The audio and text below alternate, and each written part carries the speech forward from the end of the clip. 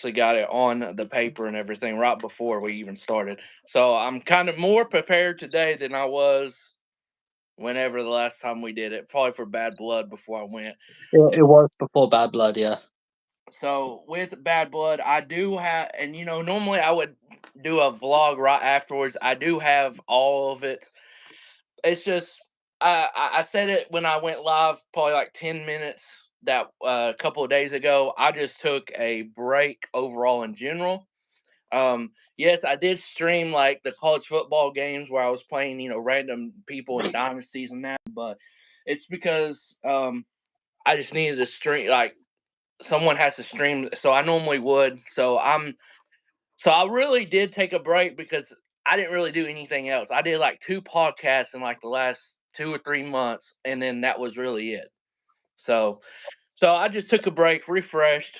I'm back overall. I know I haven't done much since that live, but I'm back overall. I'm just trying to figure out where I can put all the content that I have because I do have a lot just saved up from a lot of stuff. So so it's good to be back all the way. And to my co-host Felix, it's been since Bad Blood, but how you been doing overall and everything in general?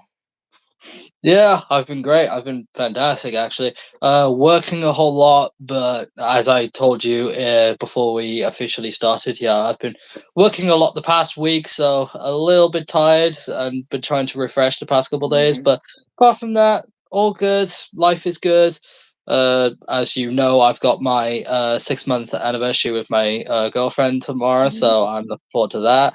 Um, been enjoying Liverpool's start to the season, as we're going to go on and talk about later on. Excited for Subaru series as well. So yeah, overall, it's been a really good the past couple of I'd say months or so. It's been really good for me. So yeah, can't complain. How's life been for you? I think it's been good. I think I've just been concentrating with just just life in general. Just I mean, just I think that's why I really took a break. Just Mm. trying to enjoy, and then two, just trying to focus on some stuff because sometimes life does get in the way. I'm not saying life really got in the way, but I'm just saying overall sometimes. And no, and you know me, like since I've done this YouTube stuff, I don't really take breaks a lot. Maybe I'll take like a break, 1 week or 2 weeks here, and then I'll be back doing stuff. But this go around, I just felt like I needed to relax, chill, and just be like, you know what? I don't want to be on a thing where I have to stream or something like that. So that's why I was gone. I was probably gone from doing normal content for 2 months, but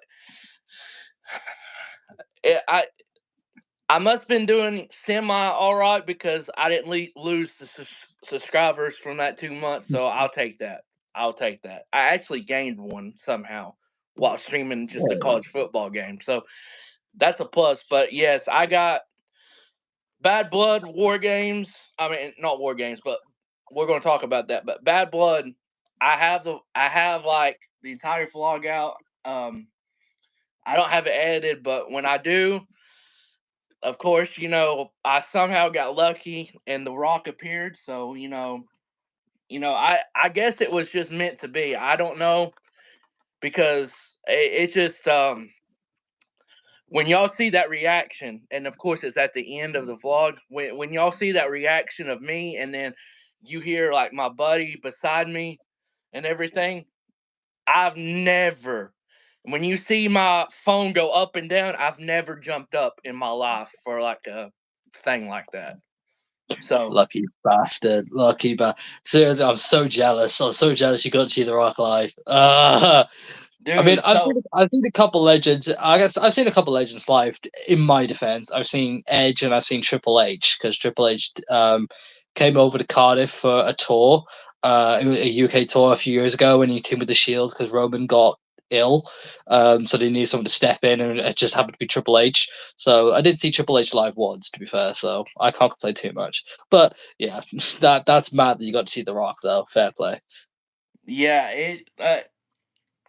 I just when we were at the event and how the match was going on and everything, I just looked at my buddy, which is a good friend that I will be watching Survivor Series War Games with, Brian, and then Summer as well. But I just looked at Brian and I said, "Hey, I showed you, the thing of The Rock potentially being, at the show." I said, "Man, I feel it." I said, "I don't know what it is, but I feel it." I said, when I always have these gut feelings inside, I just have a gut feeling that he's going to show up. I said, I could be wrong. If I'm disappointed, oh well. But I said, I have a gut feeling he's going to show up. And I had my camera out and I was like, you know what? Someone else might show up, might be just a big surprise, something. When I had my phone out and I was like showing them, and I was looking to my corner of the eye, at the entrance. And when I saw the Brahma Bull thing, I said, "Oh my God!" I just lost it. So, but also I will say, and because I don't think I've done this is the first time I've been like live with you since Bad Blood. And I don't know how it came off as a show because I haven't watched Bad Blood back, like on on Peacock or just somewhere in general. I haven't watched it back, but Jimmy, when Jimmy showed up in live and everything, I said, damn, is Jimmy like, who is he now? Because he got a very big reaction from the crowd, which was pretty cool to see for Jimmy. Yeah, it did come across on TV like pretty well that Jimmy got a huge reaction. So yeah, that was very noticeable. I felt good. I'm proud because I don't. Jay is the better Uso. We can say that, but I'm glad that Jimmy got that reaction overall. Now, Yeah. so um, so See, I have an let's. opinion here. I have an opinion here when it comes to the Usos. I think in the ring, I think Jay's better. But I actually think on the microphone, I actually prefer Jimmy. I don't know what it is. I think I just like Jimmy's presence on the mic a lot more than Jay's. I I think I think Jay has to rely on like catchphrases, like the whole yeet thing, and he's funny. That's his appeal. He's funny. But I think when it comes to actually like when it gets serious, I think Jimmy's a bit better on the microphone. So I will say I think that's why when they were a tag team, you saw Jimmy on the microphone a whole lot more than you saw Jay on the mic. So I just think Jimmy's the more comfortable on the microphone, but Jay is the better one in the ring. So yeah, I think they're quite even in that sort of way. So that's my personal opinion on the um Usos. that's interesting that you say that because I actually agree with that. I'm not even going to disagree with it. Um, because I do feel like Jimmy does deliver. I think the way he delivers his lines on the mic sets him apart from Jay and everything just a little bit. I do think Jay is good. I do think he's all. I think he can do without the catchphrases and he still be good on the mic. But Yeah. right now he does rely on the yeet and all that stuff. So I understand it, but Hmm. yeah. Um. But all right, Survivor Series is tomorrow night, and I think it starts. It's still they're doing that 6 o'clock Eastern time, so that's 11 p.m. overseas for most overseas UK time and most people. Is that correct? 11. I'm pretty sure. I'm pretty sure it's 11. So I mean, shout out to them for doing that because I enjoyed the pay per view ending by at least 10 o'clock my time, and I know that people overseas enjoy going to bed or doing whatever after the show an hour earlier than what they would have been doing, even though it's still late. But nonetheless, at least it's an hour earlier Yeah. nowadays than So what it used to be. So, so we're not staying up until about 4 in the morning. Instead, we'll be staying up until about 3 or 2 in the morning. hey, I mean that's an hour early. At least they helping you guys out a little bit. So A little bit. a little bit, but Should be a very good card overall. I don't think there's one match that I'm like, man, I'm not really not excited to see match wise. I think one of probably two of the matches are very easy to predict out of the five. But one thing I will ask you, and I know they're holding it off for Saturday night main event, but what's your opinion on Cody not being a part of the show match wise? That doesn't set right all the way with me, but I'm okay with it if that makes sense. Uh, I'm pretty much the same. Like, I would have preferred Cody to be on the card in some shape or form since he is the WWE champion. Hmm. I just feel like he should be defending it at a big full pay per view like Survivor Series. Um, Especially since he's got the feud with Kevin Owens going on. I just feel like they could have fit a Cody Rhodes Kevin Owens title match here on the card. I don't know if it would be too soon, but I feel like they could have fit one in. Yeah, and I don't know. I just really feel like they should have had him defending the belt here, but they're probably building Owens and Rhodes up until the Royal Rumble. If I had to guess, I'm pretty sure that that's where they're going to be building it to. Well, Um, well, they announced that that Saturday night main event they're doing on December 13th or 14th from New York or something, Long Island. oh, They already confirmed that they're facing each other for the championship there. Oh, see, like if they're doing it on there, then I don't see why they couldn't have done it in Survivor Series. But maybe they needed the match on that particular show. But I'm also probably gonna say that it's not gonna end the feud there. I just feel like this feud has too much behind it for it to end there. I Yeah. just feel like it's gonna build to the Rumble. Whether Kevin Owens wins the belt at the Rumble, I don't know, but who knows? Because a theory that I've seen people throw out there is like Kevin Owens eventually wins the belt from Cody Rhodes, Sami Zayn wins the Rumble, and then it'd be Kevin Owens and Sami Zayn at WrestleMania. That's that's something I've seen thrown about. So I don't personally see it, but that's what I've seen thrown about. Um, but yeah, I'm currently looking at the card right now. And yeah, I'm agreeing with you there that there's not a match here that I'm looking at and being like, this is a bit shit. No, I'm looking at this as a pretty good card. LA Knight and Shinsuke Nakamura should be a decent match. I'm looking forward to see how their styles will clash and stuff. Um, and personally, I want to see how Nakamura does in his first match back in quite a little bit of time. Braun Breaker, Sheamus, and Ludwig Kaiser should be an exciting triple threat match. Gunter and Priest, we know that's going to be good because Gunter always tears it down. And then Mhm. we've got the two War Games matches, which it's War Games. Come on, it's gonna be great.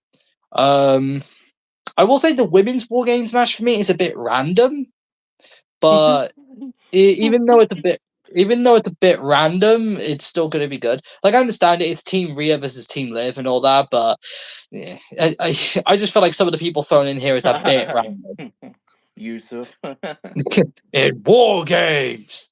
All right, Yeah. all right, William Regal. Yeah, So I do agree. The women, the way they've just thrown the women in there, kind of really don't make no sense. But guess what? I'm just here for it, I guess. Talking about that real quick, who attacked Jade? see, I've heard some people say Bianca's going to turn heel. It could potentially happen. I It could happen. Yeah, I'm going to go that route. I think it's Bianca Belair. I think it'll turn out to be Bianca, and then that's going to lead to them facing off against each other at WrestleMania. So I think it's going to be Bianca.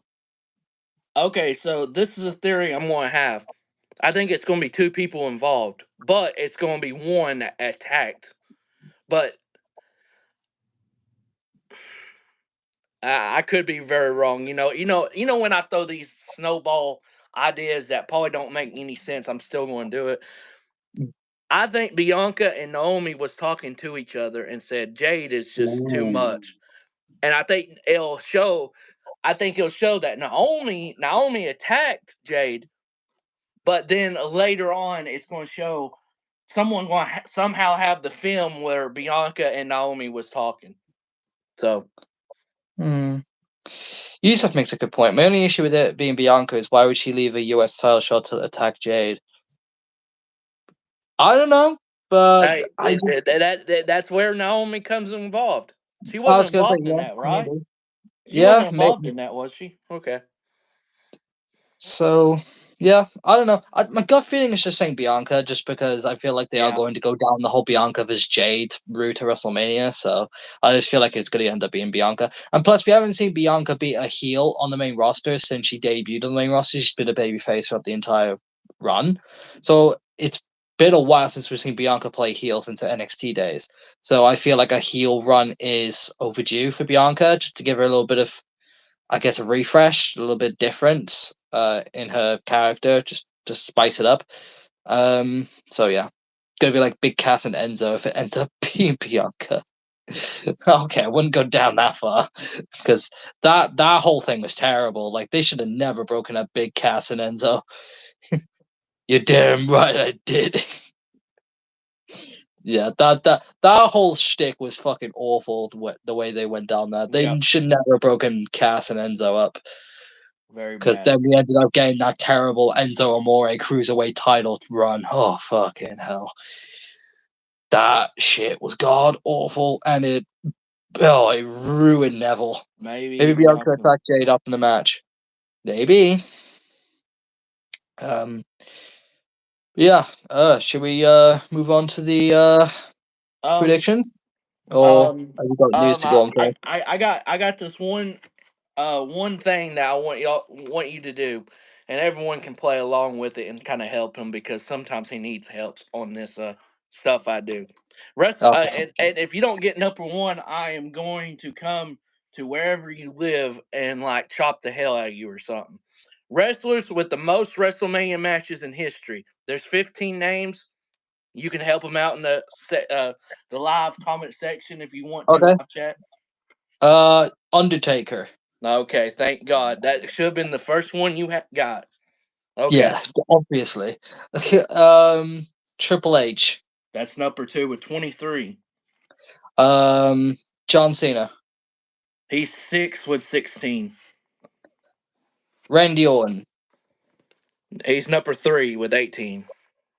Hulk Hogan. Hogan is barely on this list at 14. Oh my God. Roman Reigns. He is actually not on this list, but I think this list was put out before WrestleMania. So he would Okay. probably be on this list. This is kind of an old list that I had saved up. I always save them up. I have one saved up. After that, I don't know what I'm going to do. So, Um, Shawn Michaels. yeah, he's fifth with 17. Bret Hart. Yeah, he's ninth with 14. Uh, hmm. Uh, hmm. Sheamus. Sheamus is not on this list. Seth Rollins. He is the last person on this list at 12. So how many I've got so far? 7 or 8. 1, 2, 3. You have 8 out of the 15, so you got 7 left. Okay. Yeah, Rey Mysterio. yeah. Somehow Roman wasn't on this list, but I think this was before the last WrestleMania. Ray is Uh, on this list at 14. He's 11th, but he's got 14 matches. okay. Let's see. Uh,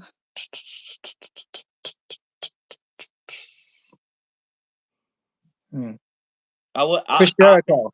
Yes, he's 10th with 14. I will say this: there's two names that's not affiliate really with WWE right now, so that should help you with at least one of the names, or maybe two. Ric Flair. No, Ric Flair's not on this list. Wow. Crazy. Um. Hmm. Would be Batista, would it? No, no, no. Hmm.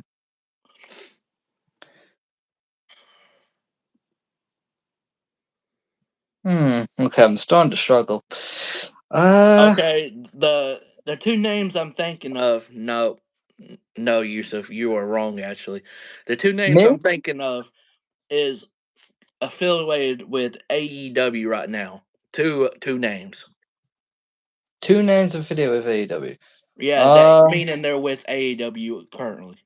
yeah, yeah. Bah, bah, bah, bah. One a active wrestler, semi, and then another one not really active. He's just like the in the backstage doing stuff like that. Big Show. Yes, Big Show. Me and you Yeah, still had the same fucking thought at the yeah. same exact Hey, time. hey, you gotta think. Big Show has been on almost any list of this. Yeah, yeah, that is a Any fair list point. I've had, the Big Show is literally on almost. Hmm. What's the other one? So that's I guess that's the one like in the background. So which is the one active? Edge. Yes, Yeah, of course, Edge. they Uh, both with 14. So you got four. You got the number four and 12 and 13 left. so no Miz. No, Miz is actually on this list at 12. Oh, oh, hello. So Okay, now you got number four and number 13. Christian. No. Remember he went to TNA in like '05. Yeah, So yeah, so true. so Yeah, so so so he going to have a run where he's not going to be on most of these lists for some reason yeah. because of that. Hmm. Ooh boy. Yeah, number 4 you should probably have. That I'm just going to say that. You got to think Hmm. longevity, like long time.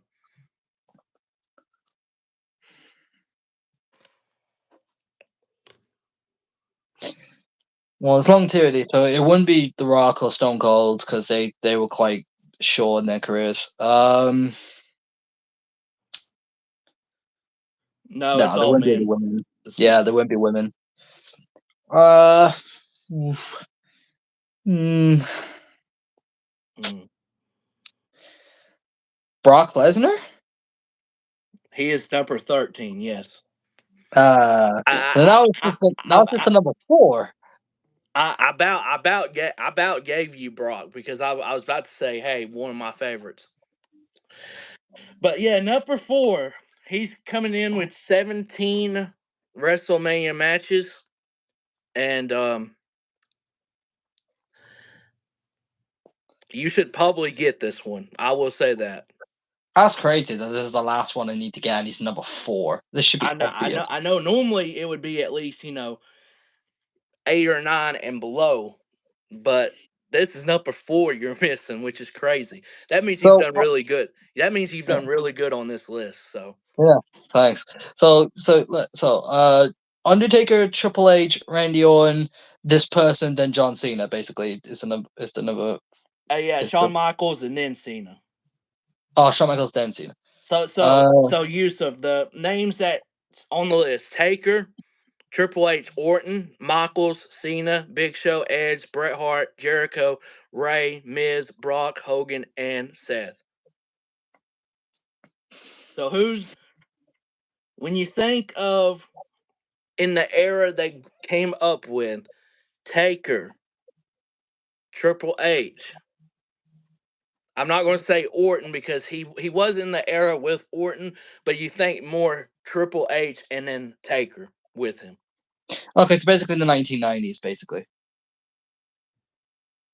Yeah, in early 2000s. It's in that Yeah, he's in that area big time. late 1990s, early 2000s. Okay.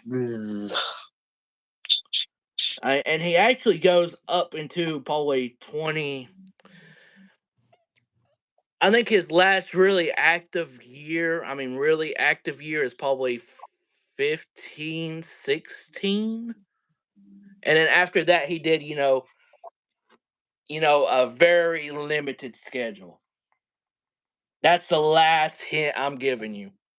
Kane. Yes. My King God. My Kane. Of gosh. Oh course. my Of gosh. course. Of course. Undertaker, so obviously Kane as well. My word. It's gotta be Kane. It's gotta be Kane. Yeah. There we go. Got him in the end. Yeah. Okay. That you did really good on that list. Well, we'll see about next list. The next list, it's not going to be as updated as it probably should be because I probably got it from damn 2 months ago. But nonetheless, the list is the wrestlers with the most matches of this year. Oh, you're giving me another one. Oh, most No, no, no, matches no, of no, this. no, no, no, no, Oh, no. oh, That'll be for oh. next time. I'm gonna leave it for Okay. next time. All right. Two So most two of matches the of this year two next of time. these Okay. lists is kind of overboard for the brain. I'm not gonna lie to you. Yeah. So Yeah. so okay.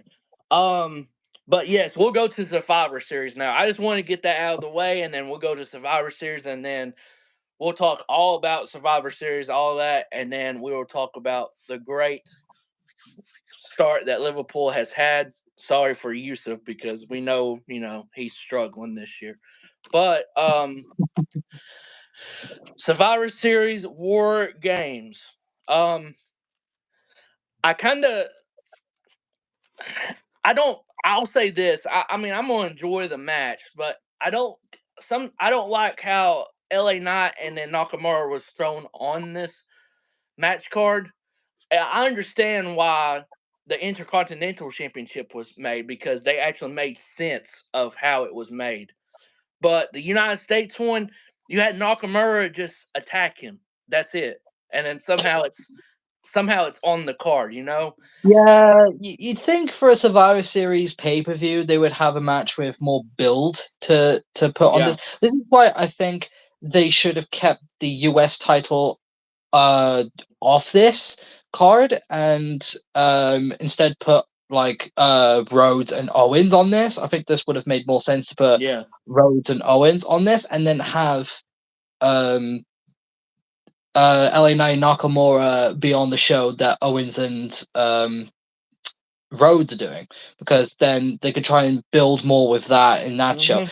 But whereas this show kind of needs a match that just has that build, and that's what Cody Rhodes and Kevin Owens has. So I just feel like they should have swapped those two matches out. I'm still excited for LA Knight and Nakamura because I feel like they're going to put on a good match. But yeah, it's just the lack of build with this match is a bit like it's literally just Nakamura just attacked LA Knight out of nowhere, made his return, and boom, he's got his match of Survivor Series. So it feels a bit like just thrown away, basically just thrown together randomly, Yeah. um, which makes this match ultimately very predictable. Unless they want to, unless they want to go with the fucking ultimate shock and have Nakamura win the belt, which I don't think they'll do. Um, but yeah, See, since we're see, talking about this match, I think we may as well talk about this match first, since we're on about it. yeah, Um, it's very much a straightforward LA Knight retains here. I don't see any other outcome here. It's gonna be I think it's gonna be a good match. I'm just interested to see how Nakamura's gonna fare on his like first match back in a little bit. So, but yeah, it's ultimately gonna be an LA Knight retain, easy peasy. you know what? Yusuf really does have a very smart logic to what he just said. It is in Canada, so maybe they don't want Kevin Owens to be cheered. It does make Yeah, sense. considering he's a heel, yeah, that does make sense. Yeah, that might be the reason why they kept this match off the card. That's actually a good shout, Yusuf. Yeah, I didn't. I should have really thought about that, but that is a very that's very smart. So now I don't think I just wish they would have belt LA Knight and Nakamura up at least a little bit, maybe another week or two more. But it is what it is. My problem with this is Nakamura is about to lose another title match, and I feel like he shouldn't.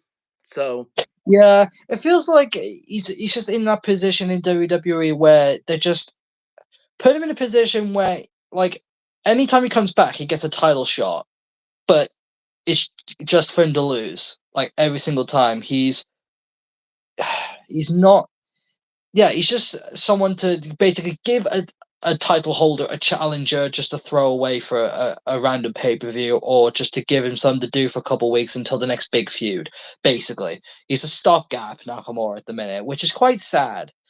I really hope Nakamura wins for his sake, but don't think it'll happen. No, I think unfortunately the ship has sailed with Nakamura a while ago, and like I said, he's just now in a position where he's just used as a stopgap for champions to face a random challenger just to get a title defense in. It's unfortunate because Nakamura deserves way more than that. He's really talented, as we all know he is, and a few years ago, like he was being talked about as you know world champion material, multiple time world champion material, like a face of a brand, like a SmackDown or Raw, like a top class main eventer. But now he's just a guy to throw in there randomly, which is quite sad. So um, I I do hope when his contract runs out, which I think is very soon, if I'm not mistaken. I think his contract is coming up. I don't quote me on that. I'm not 100% sure, but I think I've read something that his contract is coming up, and if it is, then I hope he goes back to Japan or something where he's more appreciated, and so he can wrestle his last few years actually in a position where he's wrestling a lot more often and he's more appreciated and Yeah. going to be in more like matches because that's what he deserves. He deserves to go out on a high rather than a low. So yeah, but yeah, in terms of this match, it's going to be LA Knight retaining, easy peasy. Yeah, I agree. I think this is more of talking about Nakamura than even the match itself, because Yeah, I'm going to as well. Him showing up at Forbidden Door in London would be wild. Yes, it would oh, be. that'd be crazy. I'll say this. I really do hope he does go that route because I think he'll be more appreciated there. Um, and I think that's just saying a lot with how pretty stacked their roster is right now in WWE, which is crazy. That I don't think they need a Nakamura even on the roster. That's crazy to No, say that. That's crazy to say that. But I don't.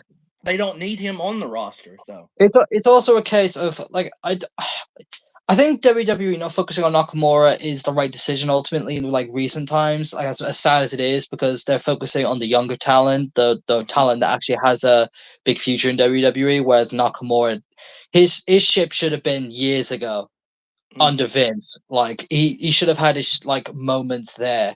Like you think about like when Jinder was champion, he should have won the title there, or when Styles was champion at WrestleMania 34, Nakamura should have won the belt there, or won the belt during that feud with Styles. So that there were times in Nakamura's run in WWE where he should have won the world championship and he should have had more moments and should have had more time in that main event spotlight, but just ultimately wasn't utilized in the way he should have, which is sad. But now the ship has sailed with Nakamura, so you just kind of have to focus on the younger talent.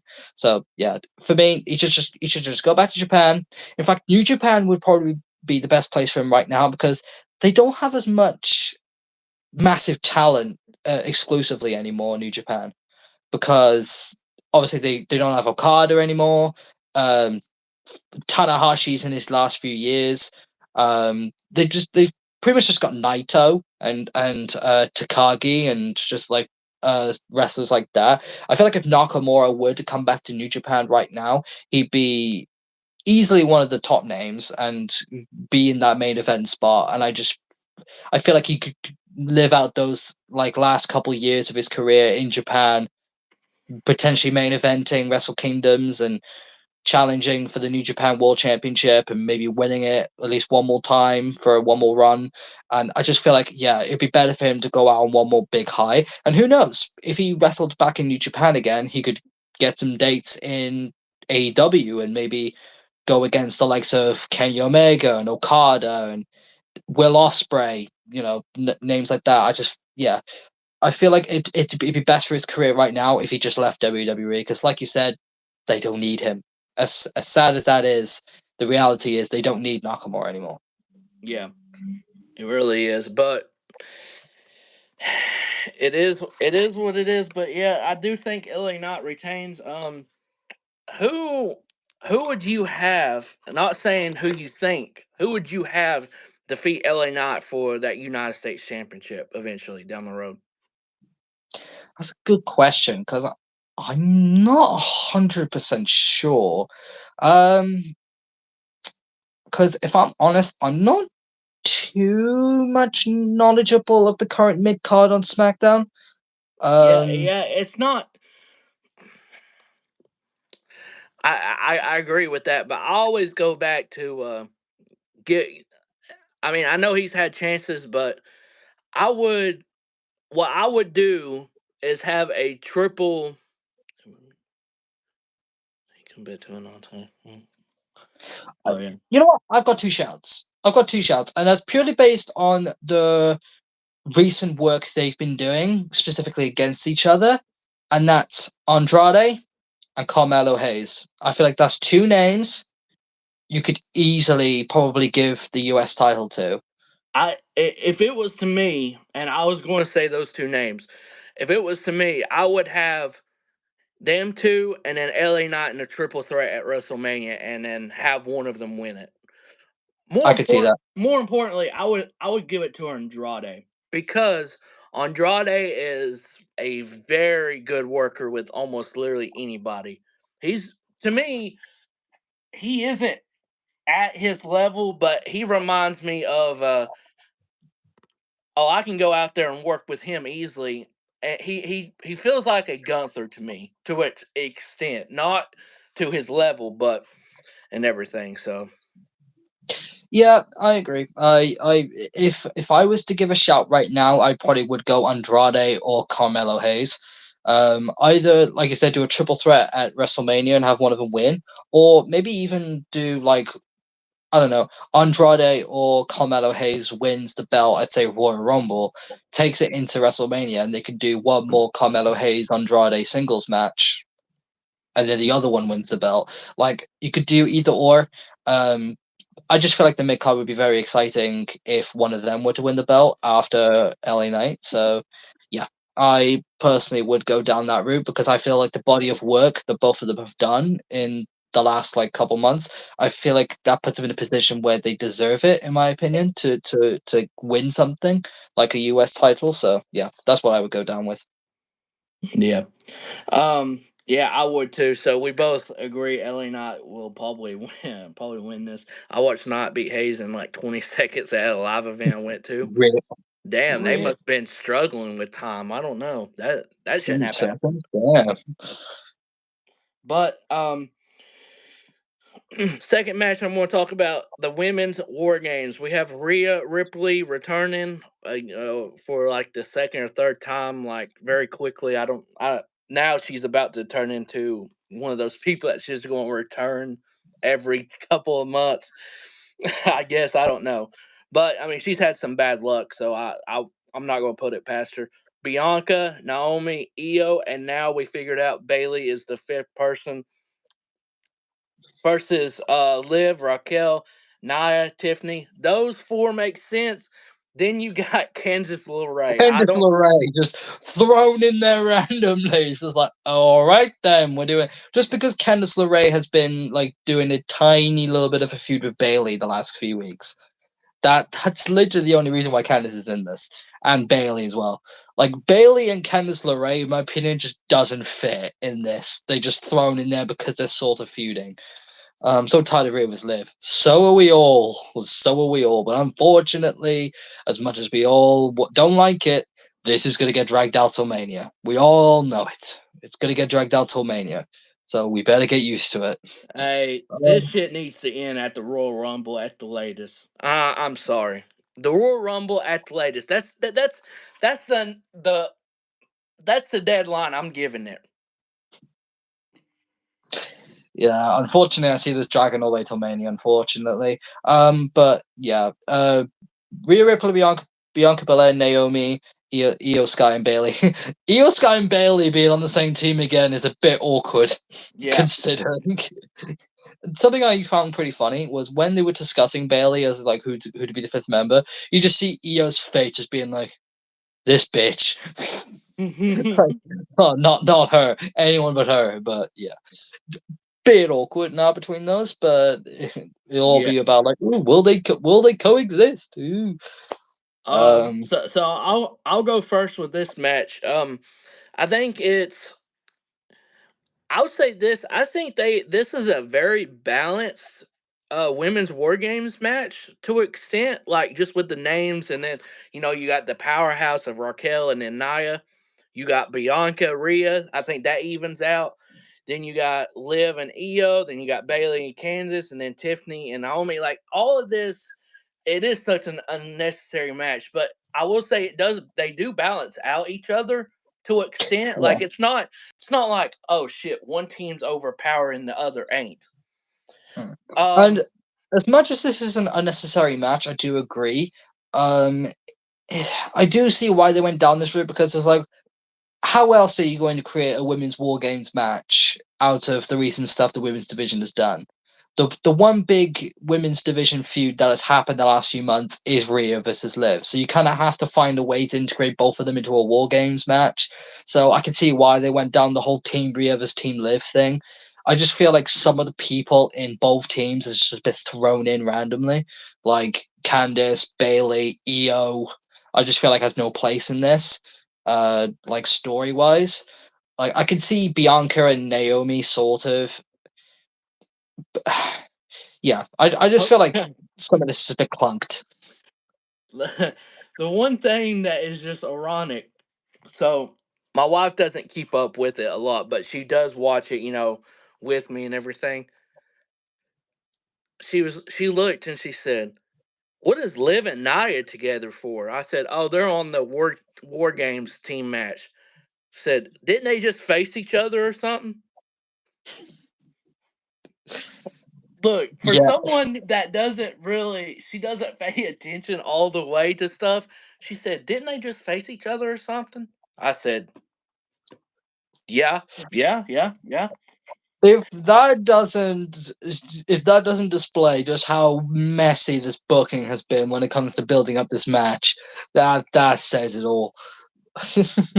But So yeah, in terms of the booking and the build up of this match, it's been very messy, very unnecessary. But in terms of the actual match itself, I am looking forward to it just because I feel like you said, it's a very balanced War Games match. Both teams have some great talent in it. I feel like it's going to be a very exciting match. Like, you got people who are very experienced in women's War Games matches. You got Io Sky, who always provides a big spot in a War Games match, and I mean always.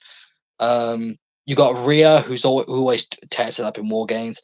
Bianca, she's going to be good in war games. Raquel, she's got the big powerhouse aspect as well, so she's going to produce some big spots at war games. Of course, Raquel beat Io in a NXT war games a few years ago, so that's a bit of a story in there. Um, and I feel like Tiffany and Candice can do some very underrated spots as well. So yeah, yeah, it's very balanced. Um, I could probably see Io and Can you imagine Io and Tiffany Stratton both doing a moonsault off the top at the same time, taking out both teams? If that becomes a spot, I'm a genius. mhm, Make me a roadie. Make me a fucking like the person booking the matches. yeah, I will kill it. Like seriously, like both of them going up to the top at the same time. Io and Tiffany both doing a moonsault, landing on each opposing teams. yeah. That would be That'd that. be a spot and a half. Yeah, that would be a very cool spot, and it might actually happen. So you never know. That's something I could really see. Um, but I think a big difference maker in this match, and you're not going to like it, I think it is going to be Nia. So I am going with Liv, Raquel, Nia, Tiffany, and Candace for the win. Oh God! Of All right, course you would. everyone, take about 10 seconds and acknowledge the tribal queen, Nia Jax. Get this bum out of here! Alright? Let's get this bum out. Oh nah, nah. Well, Yusuf, you came back and went, yes. See, he knows. But I look, all joking around, I do think she will be the big key to this match. Um, just because the way Triple H has booked her has been really good, and I don't think I see that ending. Not in the Survivor Series War Games match. A lot of people think since Rhea's coming back and everything that they're going to win, but I just don't think that's going to be the case. See, I don't Oh no, think. no, no! Timeout. Time out. Time out. Time out. Time out. Time out. Okay, I've never really ever done this, but I'm going to do a full 360. Let's act like I didn't just do this, okay? Because I'm actually, it just hit me. I'm actually going to go with Rhea's team to win. I know I just did all of this. So logic just hit me because with my logic, it ain't. I'm going to go with Rhea's team to win, and I think it'll be. I know this is weird. I've never done this, but I I th- but I don't. I think Nia's still going to look powerful, but I do think. I think Rhea pins Liv. So, and that's where they're going to get another match at probably Rumble. And I don't know where the hell they're going with that, but See, what's this up, is man? Welcome to the literally stream. what I. This is it's like Tyler read my mind, like as my mind. It's like my mind was saying it to Tyler as he was like going through his decision. Just be like, "No, Tyler, this is gonna happen. Change your mind." It's like he read my mind or some shit. That's literally what I was gonna say. I was literally about to say, like, I think Rhea's team is gonna win because Rhea's gonna pin Liv, and that's ultimately gonna lead to them getting into the match. And when he was going about like Nia like being the like ultimate like big like difference maker, I was gonna be like, I don't think Nia's gonna be involved in like the decision, like the pinfall either side. I don't feel like she's just gonna be like, I don't know, just laid out somewhere after a big spot and then Rhea pins Liv after the Riptide. But something I could possibly see here, but no, no, actually, no. It'd be too It'd be too like clunky and too many people everywhere. So I don't think it would happen. Something in my mind was telling me, "Oh, Tiffany might cash in on Nia after the match," but no. I feel like because there's too many people around, I just don't see that happening. So I'll revoke any thought of me thinking that. But it wasn't in the popped in my head for a second. I was like, Tiffany could cash in, but no, I think she still could. My question is, they can't wait. They can't wait till WrestleMania and do another cash in. I don't see that. I don't see them doing it this year. So I no, mean, I feel like it has to happen very very soon soon. ish, very Rumble ish or before. I So I could see Rumble. I could see Rumble. But yeah. Yeah, I'm gonna go with Rhea's team to win. Tiffany might tease it again. Yeah, they might do maybe a spot in the War Games match where like maybe like for example, I don't know, Tiffany's getting weapons or whatever, say, and her briefcase is like, I don't know, maybe she brings the briefcase in the war game structure and uses it as a weapon or something. I could see that. So like when Tiffany's coming out of the cage, she has like the briefcase in her hand and she's like using it as a weapon, taking out people, and then she kind of glances at Naya from like behind her and just being like sort of teasing like she's gonna whack Naya with it. I could potentially see a spot like that happening, but yeah, I don't think Tiffany would be cashing in. I had a thought in my head maybe, but I feel like it's gonna be Rumble or something along those lines. But yeah, people been saying Raw debut on Netflix. No, I don't think so. I don't think nah, so.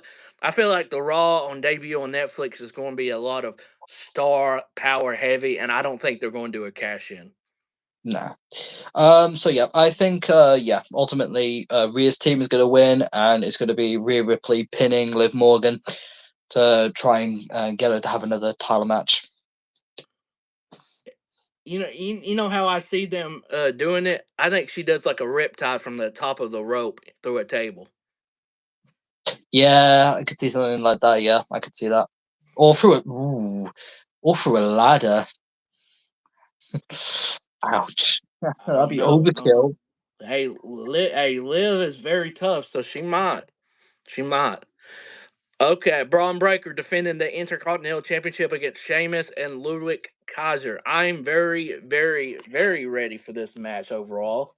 Um, I think it could. I think if War Games wasn't a thing in this pay per view, I think this could be the match of the night. But with it being War Games, it's going to be tough to beat War Games. So And also there is Gunter and Priest, Yes. and we know the bangers that Gunter and Priest have had in the past. So yeah, but this will be a very good triple threat match. I can very much see it being very good. I'm just gonna go outright and say I think Braun Breaker will retain. Um, a part of me wants to see Sheamus win just to get that Grand Slam champion and just for Sheamus to finally win the Intercontinental Championship, but I don't see it happening. Maybe I see Braun Breaker pinning Ludwig Kaiser. I don't see him pinning Sheamus. I see him pinning Ludwig Kaiser. Um, and I think it might lead to either Braun Breaker and Sheamus for the Intercontinental Championship at the Royal Rumble, where maybe Sheamus will win it there, or even just building all the way to WrestleMania and having Sheamus versus Braun Breaker at WrestleMania and having Sheamus win the belt there as like a big WrestleMania moment. I can potentially see that. I think Sheamus will beat Braun Breaker for the championship. I just not sure when. It won't be tomorrow. I see Braun Breaker retaining.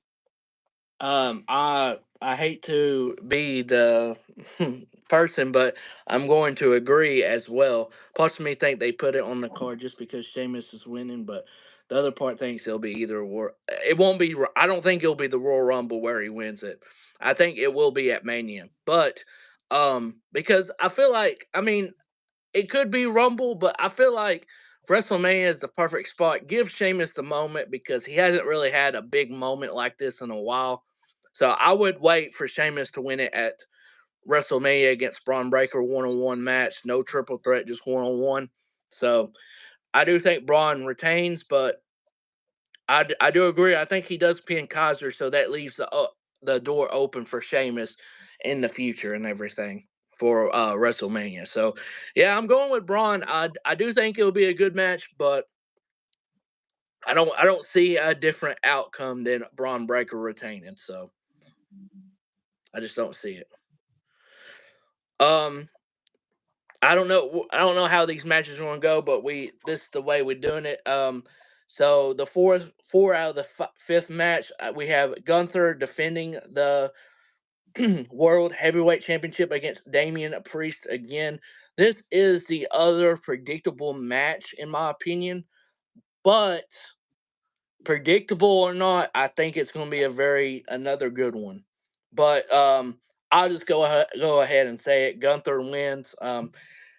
It's just very predictable. Gunther's not losing this belt anytime very soon in the future. So a fun fact: this will be the last very decisional pay per view available in the most of the world with that Netflix. Yes, yeah, that is correct. That is correct. And hopefully Netflix gets their shit right because if they don't, boy, ooh boy. Yeah, Netflix has been very dodgy lately. As I've seen people complaining about the Jake Paul Tyson fight. Like, yeah, the Mike You, Tyson fight with Jake Paul. I've seen a lot of people complain about that they couldn't get anything because like it was just loading and what? loading and loading and Well, buffering. see, so the crazy thing about that is I don't know if they finally got it fixed right before the main event after all these damn fights. My thing buffered a lot on the women's fight, and I wish it didn't because the women's fight was like literally the best one out of all of them. There won't be as much web traffic compared to boxing in the day. No, yeah, no, yeah, you have a fair point. There probably won't be as much web traffic, so there probably won't be as many issues with Netflix with WWE. But still, you'd want to fucking hope for the best, you know. But the crazy thing is, right before the Jake and Mike fight, I turned it off and turned it back on, and my Netflix didn't buffer one bit in the main event, not once. I can't speak about like my experience because I didn't watch it. I didn't watch any of it. I don't even have a Netflix subscription. Yeah, I probably will get one now though that it obviously WWE is moving to Netflix. I probably will get a Netflix subscription now. But yeah, I didn't watch any of the boxing. I just read the results. So yeah. But yeah, hopefully Netflix won't be as dodgy with WWE because Yeah, yeah, there won't be as wet traffic as Josh said, so I don't expect many issues. But maybe with WrestleMania, let's just hope that there isn't any issues because obviously everyone's gonna be watching WrestleMania when that's on, so there might be a bit of issues there. Hopefully not though. So yeah. So yeah, Gunter and Priest. Yeah, I agree. It's very predictable, but it's going to be a great match. Gunter's going to retain. It was so funny when stream on SmackDown last week froze right before Punk came out. Yikes. But yeah, I'm going to go with Gunter retain. I don't see him dropping the belt like you said anytime soon. At least not until WrestleMania at the very bare minimum. Um, yeah, it's just gonna be a very straightforward Gunter retain. I just hope the World Heavyweight Championship belt has no Judgment Day shenanigans. I don't see it. Although you never know. I yeah, I guess we'll see. You never know though. I don't. Um, I have a gut feeling that it might be, but I'd rather just see a good old fashioned beat the hell out of each other like they did at what SummerSlam? Is that yeah, SummerSlam? Yes. yeah, I just want to see one of those where they're just beating the fuck out of each other. I'm not gonna lie, excuse my language, but I don't really care. Just like I just want them to beat the hell out of each other. I really do. I just want another one of those. yeah. So So yeah, Gunter retains, and then obviously we got the men's war games in the main event. In my opinion, it is definitely going to be the men's war games match that's going to main event the show yeah. because I just feel like of course, it's going to. It has Roman Reigns in it. It has the Bloodline storyline going on, which is obviously the hottest storyline in wrestling. So it's obviously going to main event the show. Um, this is what I like. Very unpredictable because I can see either team winning. That is the I love thing. that. I love that. I love the fact that something like this is very unpredictable. It's not, oh dang, we know who's going to win.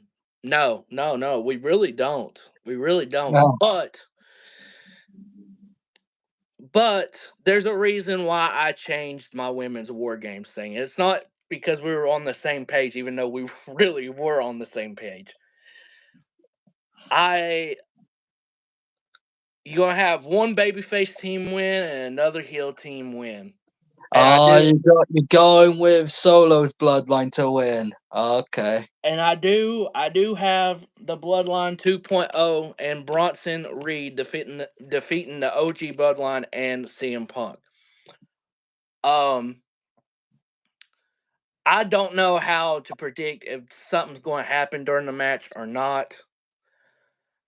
I honestly think a lot of people are speculating if Paul Heyman's going to turn on Roman. I don't think that's the case. I know they're teasing it. I know there's a huge fucking tease that they are going to do it. I don't think they'll do it. I don't see him lining himself with Solo after Solo literally put him through a damn table. Yeah, It, to me, it, it it wouldn't might make be sense. it might be a part of the story, but man, I don't really see it. I don't see it. Yeah, with Punk also in it adds the extra flavor to the story. Yes, because now Seth has a very good reason to just fucking hate him again, which I love. So that's going to start off him and Seth probably for WrestleMania. I hope. So, um, yeah, is it another tape show, man? I hate these fucking tape shows, man. And I understand it because they're in, but I hate these tape shows. Don't get me started on tape shows, man. They've had too many tape shows that I've seen spoilers, and I've really tried to stay away from spoilers. But you can't do it on Yeah. X. You can't get away from it. But yeah, for me, I'm going back and forth because I can really see either team winning. But my gut is, as much as I hate to say it, because we've agreed for everything so far, and Damn. I feel like yeah, I'm going to agree. As much as I want to be different, and I'll be like one person, one match different, and go OG Bloodline. My gut is telling me Bloodline 2.0 is going to win here. I'm not a fan of both main roster shows going 3 hours in 2025 either. To be fair, oh, they're both going 3 hours. Oh fucking hell! Oh boy. Well. I'll tell you this. I'm not surprised about it because one, Netflix is going to want 3 hours worth if they're paying the amount of money. Raw being 3 hours, I understand it. but damn, the USA channel said, "No, we want SmackDown to be 3 hours too." So their network wanted a 3 hour show because look, they're losing a 3 hour show, in the future. So only Mm, reason they moved it to 2 hours with SmackDown is because they got both shows right now.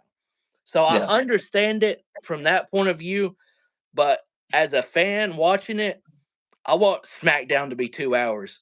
Forget the USA Network, okay? Like 2 hour show. See, I wish Raw and SmackDown would just go to 2 hours, both of them. I just feel like 2 hours should be the max for a weekly show. Like it shouldn't be 3 hours, in my opinion. The third hour each week is always just some like there's always some like I don't know, just some filler in there in a three Yeah. hour show just to build up that third hour. There's always some filler or just some shit that we just don't want to see. And I just feel like 2 hours is perfect. 8 hours total WWE a week, not including PLE, that could total near 11 to 12 hours a week. Yeah, see, this is why I personally just don't have the time to watch WWE anymore as I used to. I really don't have the time. I'm now working full time, so fuck that. I ain't got time to watch WWE that much. I only watch highlights on YouTube nowadays. That's all I can do. Only positive 3 hours is now that there's a couple more titles. Hopefully, they get some more good stuff. True. Now that there's an extra hour, there can be some opportunities to get some more highlights on the mid card titles, and now the new women's mid card titles, which bring a different element. Which I'm glad they've done that because that has been long overdue for a long time because Yeah. the women's division is so stacked. In fact, they should have brought these mid card women's titles in a long time ago, like a year or two ago. You know when they brought in the women's tag team titles? Those should have been mid card titles. The tag team title should never have been made a thing. They should have because there's just never any women's tag teams. There's never enough women's tag teams to build a division with them. It's no. So No, yeah, I but agree. mid card titles, they'll be good. They'll be good. I'm fully confident with that. So yeah. But yeah, back to the main event. Yeah, I see Solo's Bloodline and Bronson Reed winning here. I don't know how. In fact, I have an idea how, but I can't guarantee this is gonna happen. I don't think it's gonna be Paul Heyman turning, like you said. I see Paul Heyman just being loyal to Roman no matter Mhm. what, and I don't see him turning sides to Solo. Instead, I see The Rock making an appearance. I see maybe like near the end of the match, The Rock comes out, his music hits, sort of distracts everyone to a certain extent, and then Solo's Bloodline takes advantage, clears them all out, and then yeah, to get the win that way. Or The Rock will get in the structure, like sort of like come out just being like stroll into the ring, everyone's like, oh, which side will The Rock be on, sort of thing. Like him popping up, and then I don't know, he'll have either Roman and Solo like both standing there while everyone else is taking out, staring at The Rock, and The Rock is just like looking at both of them, and then he chooses to rock bottom one of them, and he chooses to rock bottom Roman, and then Solo pins The Rock 1, 2, 3, It's and then funny. It's funny they haven't addressed The Rock showing up at Bad Blood at all on TV. Yeah, I've noticed that. yeah. So yeah, I think if I had to book it, I think that's how I book it. I would have like mostly everyone's taken out except Roman and Solo. They're the only ones not taking out. Everyone else is just taken out. They're going at it, and then the Rock's music hits. He comes out. He strolls to the ring. Brock and Roman just stand there, just like wondering what he's gonna do, etc. He gets into the structure, and then yeah, he just stares him down. Everyone's just like, "Oh, which one is he gonna pick? Which side is he gonna pick?" And then yeah, he'll rock bottom the Rock. Not rock bottom the Rock. Rock bottom Roman. He'll hit the rock bottom on Roman Reigns, and Solo will pin Roman. Which I know is going to fume some people. The Solo is going to pin Roman Reigns, but yeah, I feel like the Rock is going to turn on Roman, and Rock will align himself with Solo's bloodline, and then obviously it's going to lead to Roman versus Rock at WrestleMania. That's how I feel like it's going to happen. Don't quote me on it, but if it was me booking it, that's how I would do it. Um, Yusuf. My Um, God, the Rock can drop bomb himself. Yeah. that I already gave my prediction, but I think this is how I'm going to see it. Um, I will, I will go out and say that Solo and them will win by clean. I don't think The Rock's going to do anything like that. I don't think he's going to get involved. If he does get involved, his music hits and that's it. I don't think he'll be in the cage or anything like that. Maybe after the match, maybe. But I see after the match, either in the cage or outside somewhere, after Solo and them win, I see The Rock raising up hit the ones with Solo and them. See, I feel like it would just be a lot more impactful if The Rock just outright rock bottoms Roman and just Well, steals the betrayal on him, like making him lose the match against Solo and just being like, "Yep, Solo's the one. Fuck you, Roman," sort of thing. I just feel well, like that'd be a lot more impactful.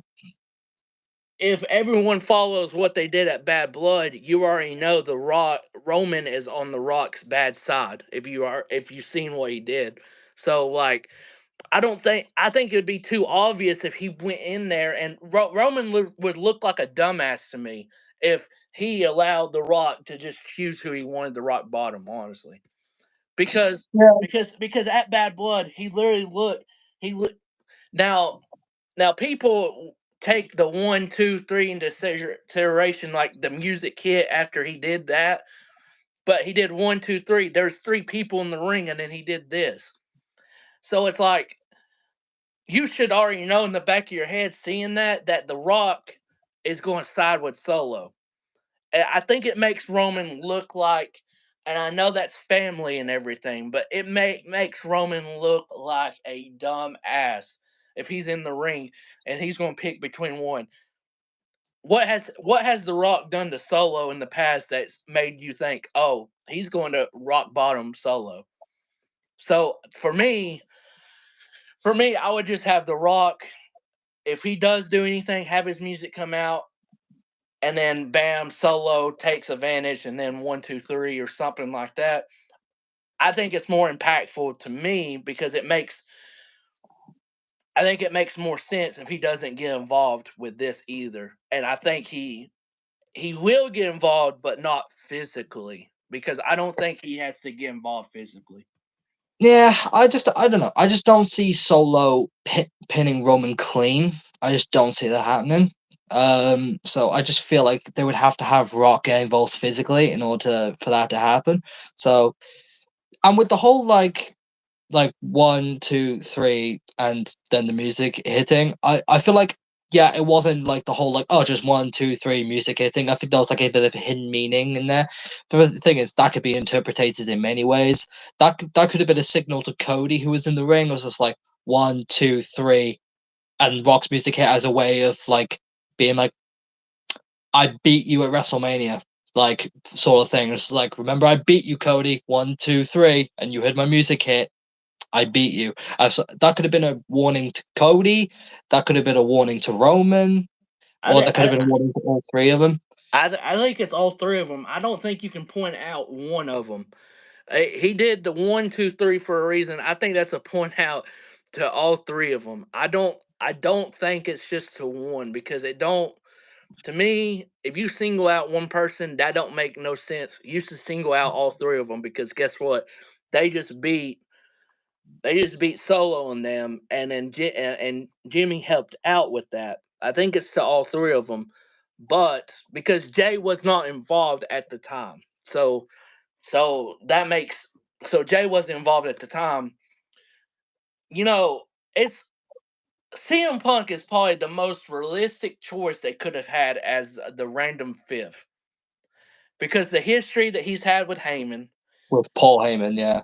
the history that he talked about, with Roman when he came back, just saying, "Hey, me and him are going to see each other sometime in the future," and then him and Rock. It even though the Rock's not involved, he's going to be involved. So all this circle and everything makes so much sense. But I just maybe Rock does get involved physically, but I just don't see it. I don't see it. But I guess It we'll could see. it could happen, but I think we both have the right outcome, and I think they do shock people. And I'm just going to this is my final thing. I do think they're going to shock people. I think Solo pins Roman Reigns clean, clean. I just don't see it. I don't see it. I don't see Solo pinning Roman clean as a whistle. I just don't see it. I I Hey, that's the reason it's going to happen. People ain't going to see it. Do I believe it? No, I don't. But that's what I think is going to happen. True, it would be a massive shock. It would be like the biggest shock result of Solo pinning Roman clean.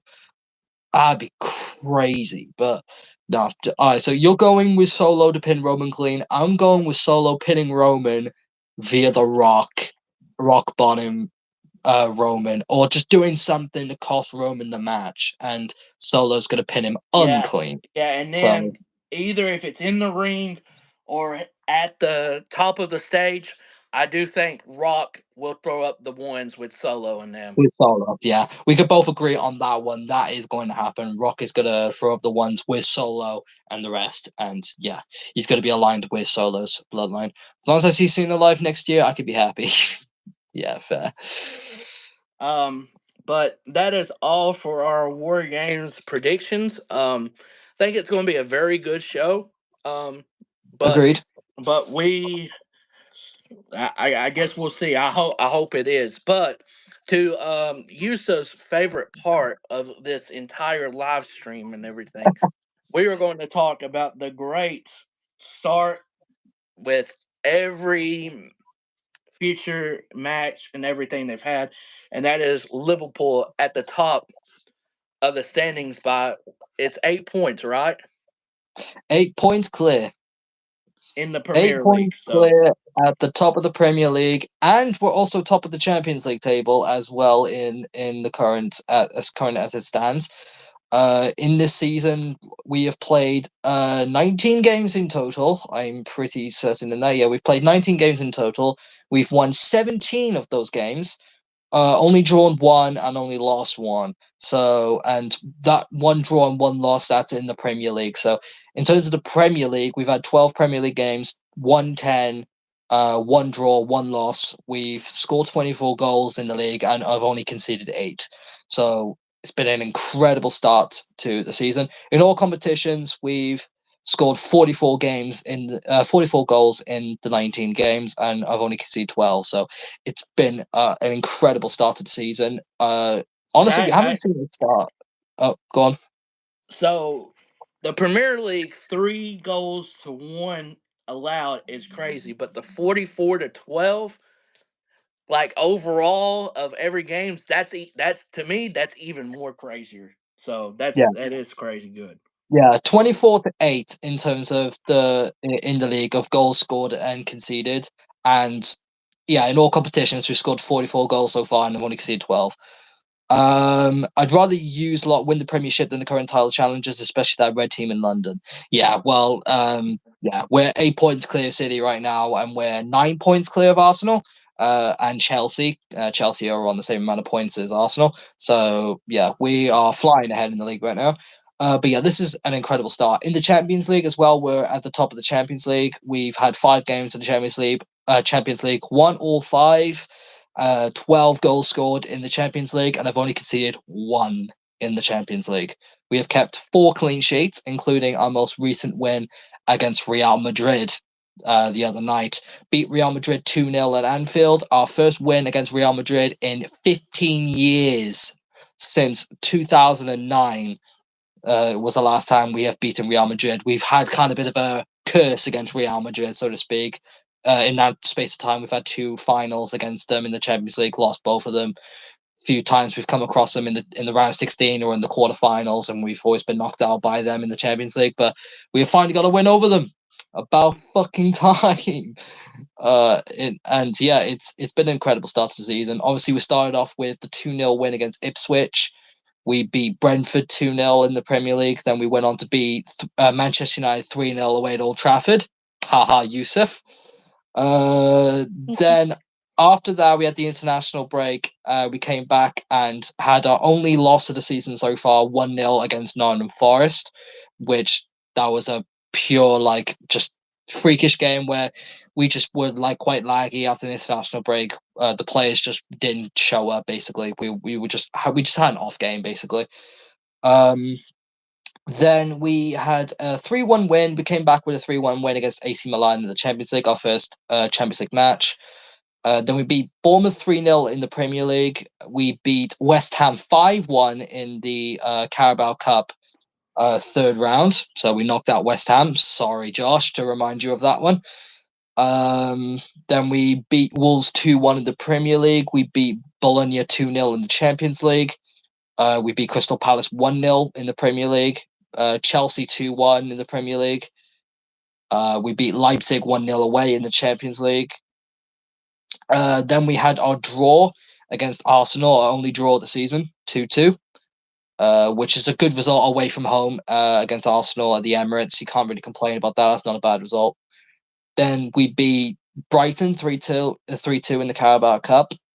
Close game, but we won that, and now we're into the next round, where we're now facing Southampton in the next round, which is upcoming soon. I think it's at the end of December, which we're facing Southampton in the next round. Then we beat Brighton again for the second time, this time in the Premier League, 2-1. Then we beat Bayer Leverkusen in the Champions League, absolutely destroyed them 4-0.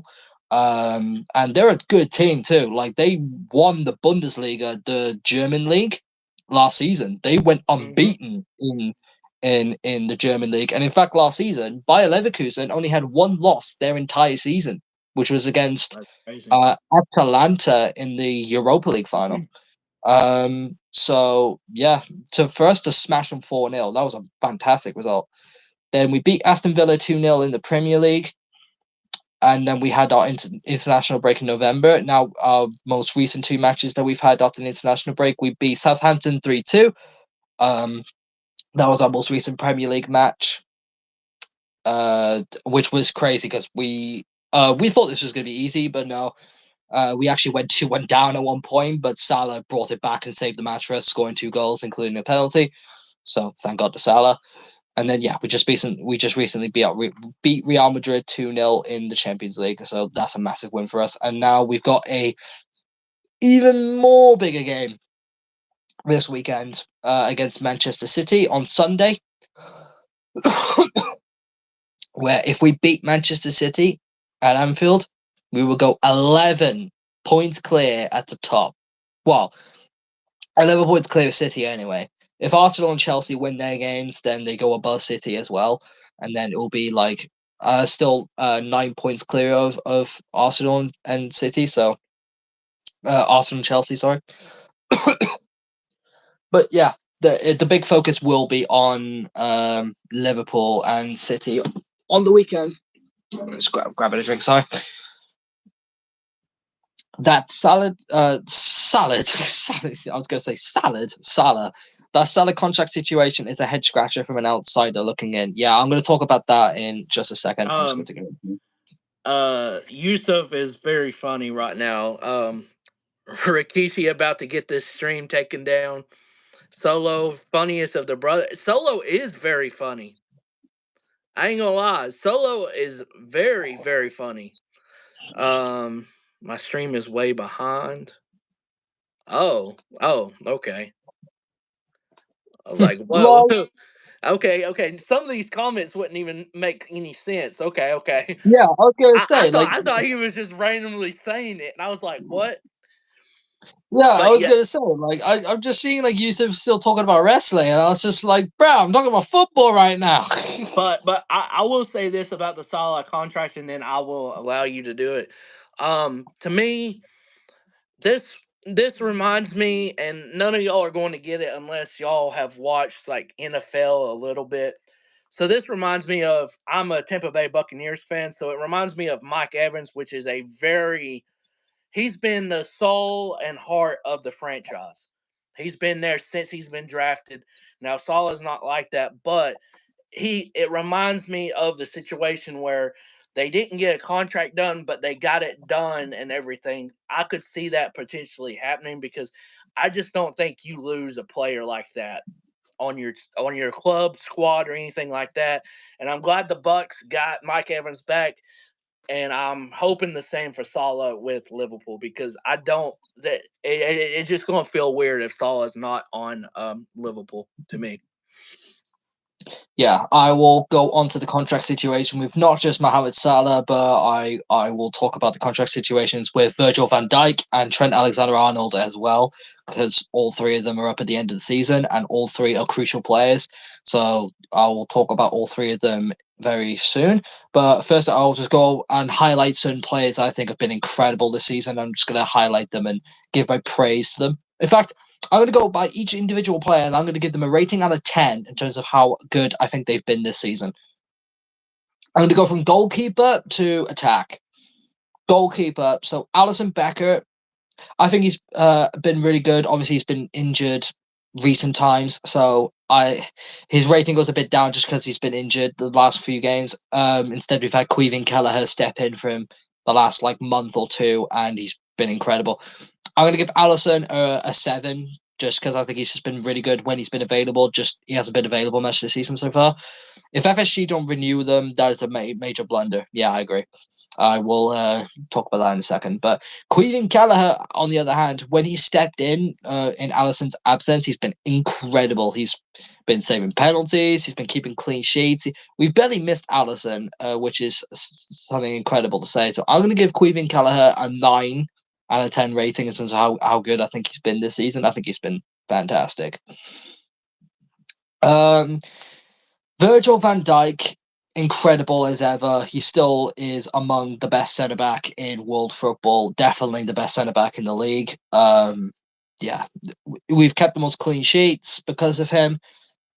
We haven't conceded many goals. We've just been keeping clean sheets left, right, and centre. His centre back duo, along with Ibrahima Konate, has been great.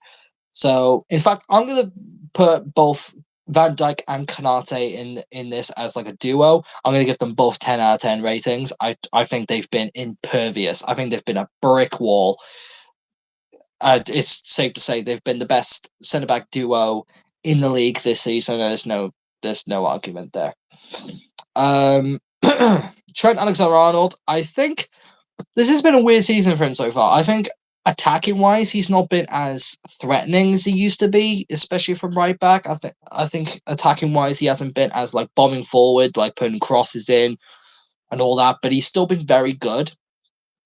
But something he stepped up in this season under Arne Slot compared to what he used to be, defense wise, I feel like defensively he's been a lot better because everyone used to think of Trent as this great play on the ball, attacking wise, incredible. Just he had his defensive deficiencies and just had the I guess the tendency to switch off defensively and just make mistakes. But I always thought that was a bit of a myth. Yeah, he had his moments where he's looked shaky defensively at times during certain seasons, but I think just overall he's not as bad defensively as some people make him out to be. Especially now this season, I think he's been great defensively. He's actually been better defensively than offensively.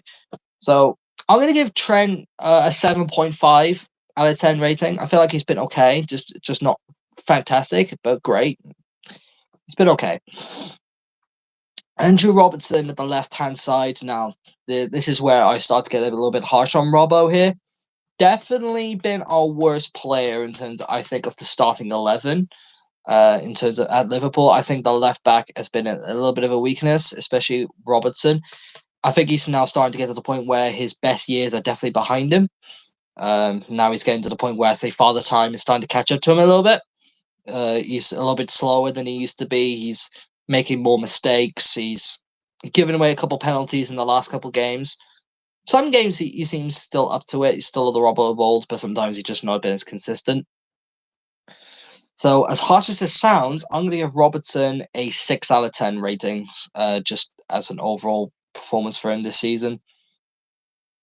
And for Tsimikas, as a step in for Robertson a little bit, I'm going to give him a little bit better. I think Tsimikas has been a little bit better than Robertson. I'm going to give him a 7 rating, Tsimikas. Midfield. Now, midfield wise, this is where it gets interesting because I think all the three midfielders, main starters, and even some off the bench or like some other people that are contending for the starting spot in the midfield has been great. One person I'm going to highlight here especially, and that is Ryan Gravenberch. Ryan Gravenberch in Arne Slot system has looked a different beast, and I mean a different beast. In that defensive midfield spot, along with Alexis McAllister, Gravenberch has never looked better. Under Jurgen Klopp last season, he looked okay at times, but just couldn't get the consistent form and that consistent game time that he should have been having. But under Arne Slot, the system has really, really benefited him in terms of Arne Slot's system of possession football instead of just constantly bombing forward, constantly attacking. Instead of just more patient, more built up, more reserved, and just trying to keep possession, waiting for the right pass, and then taking it. And especially the defensive number 6 position, it's not so much as a tackling, like just winning the ball back midfielder. It's more of a like keeping possession and more ball playing defensive midfielder, number 6 type role, and more of a player that could progress up the field. And I think Gravenberch just really excelled in that. He's not a player that's going to get a lot of like goals and assists. He did just recently get an assist off Salah's goal against Southampton, though, which was really good. But he's not a player that's going to get many goals and assists. But in terms of what he does off the ball and on the ball, in terms of progressing play, he's been incredible. He's been one of our best players this season. So I'm going to give him a 10 out of 10 rating. I think he's been incredible. Alexis McAllister, I think at times he's not been as good as last season, but he has popped up with important, crucial moments in times this season, especially just recently against Real Madrid, him getting a goal against Madrid. So I think McAllister has been not as good as last season, but still been popping up with important goals every now and then. So I'm going to give McAllister an 8 out of 10 rating. Dominic Szoboszlai, definitely been the worst of the three, but I still think he's not been as bad as some people make him out to be, but he's been really good. I still think he can do a bit better though. I still think he can do a bit more.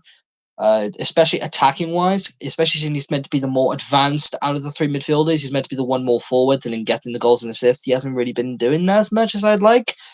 But in terms of the work he does on the pitch, like in terms of pressing, winning the ball back, I feel like he does work very hard for the team. He just sometimes his final pass or his final shots just sometimes needs to be a bit better in times. So yeah, I'm gonna give him a 7 out of 10 rating. I feel like he could do a bit more, but still good. Now Curtis Jones, I'm gonna give a shout out to Curtis Jones here in terms of like the midfield, because sometimes he steps in for Szoboszlai. He's been really good. Another player that I'd say has improved a lot more under Arne Slot than he was under Jurgen Klopp. He's looked beast this season. I can't lie to Curtis Jones. And because of his performances in the Liverpool shirt, Curtis Jones has now recently got into the England squad and the England team, and he's got a goal in his first game for England. So yeah, Curtis Jones has been having a really good season so far. Really good. So I'm gonna give him a 8 out of 10 rating. I think Curtis has been great.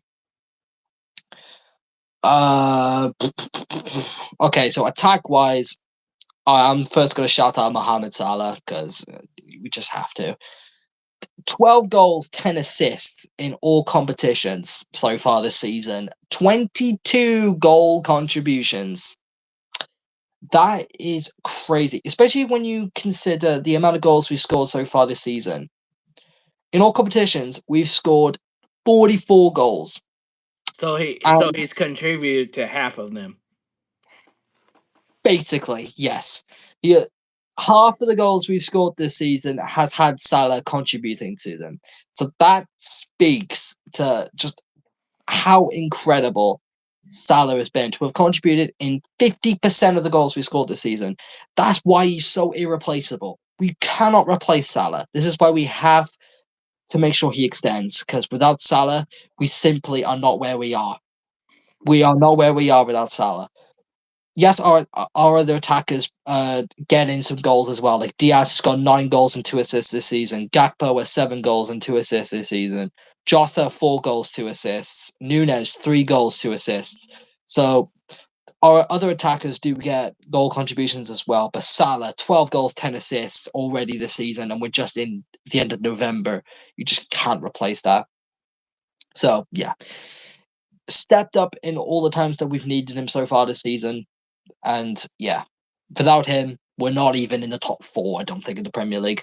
So we can't give him anything less than a 10 out of 10 in terms of rating, in terms of how good he's been this season. I'm going to go Luis Diaz and Cody Gakpo together here because they're both on the left side and they've both been playing just as much as the other. Sometimes it's Luis Diaz that starts, sometimes it's Cody Gakpo.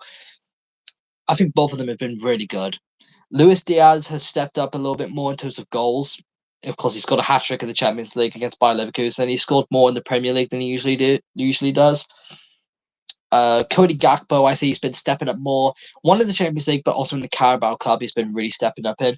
So I'm going to give both of them a 8.5 rating. I feel like they've both been very solid on that left-hand side. So yeah, I feel like they've been really good. Diogo Jota, I think he's been really good at the start of the season. He's had an injury the past couple weeks, months, so he's been a bit unlucky. But at the start of the season, when he was available, like I said, he has 4 goals and 2 assists, and even that's with an injury. So I'm gonna go a 7.5 rating in terms of how good I think Jota's been. And Nunes, see, here's the thing with Nunes. He doesn't get as much goals as I'd like him to get. I will agree with people who say Nunes needs to get more goals and needs to produce more goals and assists. I do agree with that. But one thing I'll never knock Nunes on is the amount of work he does in each game, in terms of how hard he works, how hard he runs, wins the ball back. It's like for a striker to go back and win the ball, to track back. It's crazy how much he does that. He works so hard for the team, and I feel like it works and it helps the way Slot plays. So I'm gonna give Nunes a 7.5. If he had more goals, I'd give him like an 8 or an 8.5, but I'm gonna give him a 7.5 just purely because of how hard he works. But yeah, in terms of the substitutes, there's not many players that I really want to shout here in the subs, apart from maybe Connor Bradley, because Connor Bradley has been very good whenever Trent has been injured or whenever he needs to step in for Trent. Connor Bradley has been fantastic at times this season, especially just recently against Real Madrid. I don't know if you've seen his tackle against Kylian Mbappe, Tyler. I'll probably send it to you after we're done here. His I've seen it. tackle his tackle on Kylian Mbappe is nuts. What a tackle against Kylian Mbappe. I could watch that shit on repeat. But he's been great. A man of the match performance against Real Madrid. And yeah, I just feel like he has the potential to really step up at times this season when we need him to. I'm going to give him an 8 out of 10 rating. Connor Bradley, I think he's been great. Apart from that, I don't think there's anyone else I really want to shout out. But yeah, what a start we've had, and we just got to see how long we can keep this going on for. Because now we've got, like I said, the Man City game coming up on Sunday. That's going to be a big cruising point into the season, a turning point of the season. If we beat them, we go 11 points clear. If we lose, that 8 point gap goes to 5, and that opens the door for City. If we draw, then it'll stay at 8 points. So the thing I want us to do is just don't lose. If we draw fair. It keeps an 8 point gap. That's still a big gap. Just don't lose. That's all I want us to do. Just don't lose. If we win, I prefer us to win and get that 11 point gap, because then not to say that pretty much seals our title hopes, because it doesn't, but it's a very, very, very good chance of us winning the league if we beat City and get that 11 point gap. Because some of the stats that I've seen, because a stat that I actually pointed out to you recently, Tyler. The last team to build an 8 point lead this early in the Premier League season was Liverpool back in 2019-2020. And we went on to win the league in that season convincingly at the end by 18 points. That was how much we won the league back in that season. So I'm not saying we're going to do it again this season in terms of how far we won the league. Who knows what can happen? But that is very promising. That the last time a point gap has been built this big in the league was when we won the league back in 2019, 2020. So that just that to me is a good sign in terms of our title hopes. But yeah, we've got a few tough games coming up, so we just got to keep our focus and keep our consistency. Because it's not just the City game on Sunday. After that, we have Newcastle away, which is a tough ground to go to. St. James's Park is a tough ground to go to for any team in the league. You know, their fans are very raucous. They're very loud. It's a tough atmosphere, tough ground to go to. So yeah, that's not gonna be easy. Then after that, we've got Everton away, the Merseyside derby, the local derby, and Everton always gives us a tough game, even though they're low down in the league. They always like to step up against us.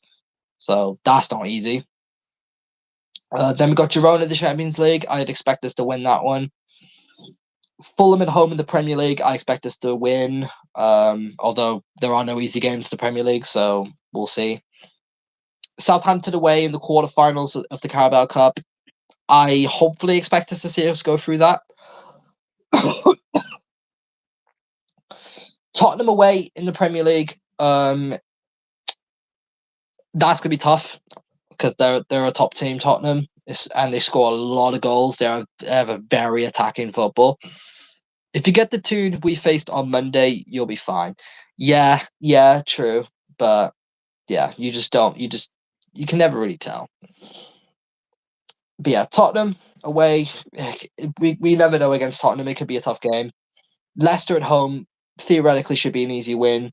West Ham away, I expect us to win. No offense, Josh, just purely because West Ham this season have been pretty poor, especially by their standards and in terms of their squad.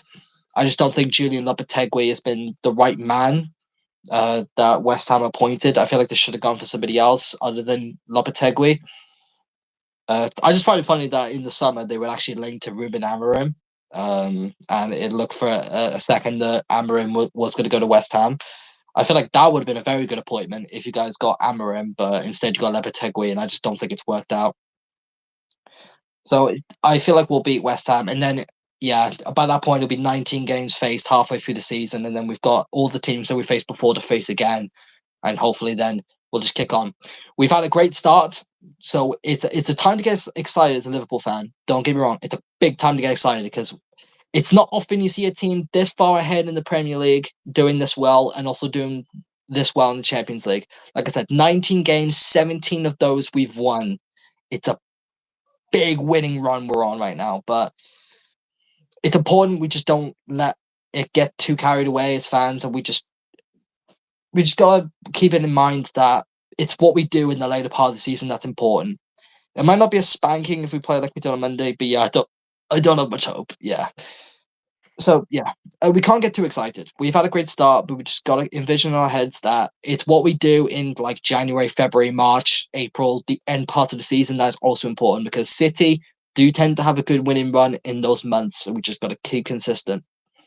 Don't let our heads drop because that's what we've done in previous seasons where we've had a good start and then we've dropped off near the end. We just got to keep it consistent. If we do that, I say that league title is ours. Right now, I'm just gonna say I'm gonna go outright and say it. If we beat Man City on Sunday, I'm going to tweet out we're gonna win the Premier League. I feel that confident. If we beat City, we're going to win the league. It may backfire on me, but fuck it. I'm gonna go outright and say it. If we beat Man City, we're going to win the Premier League. And then who knows what we'll do in the Champions League and in the other competitions. We're in a good spot. We're in the quarterfinals of the Carabao Cup.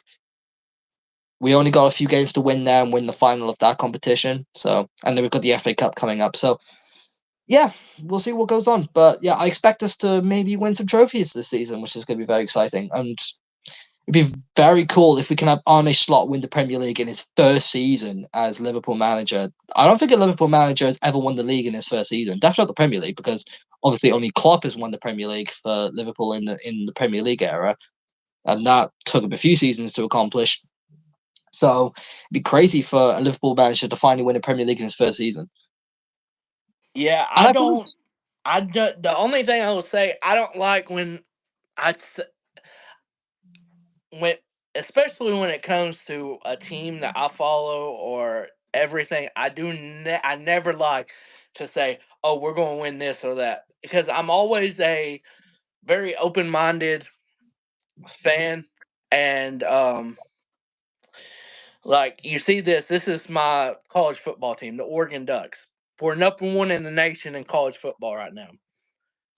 But you will not see me go around and say, "Oh, we're going to win it all."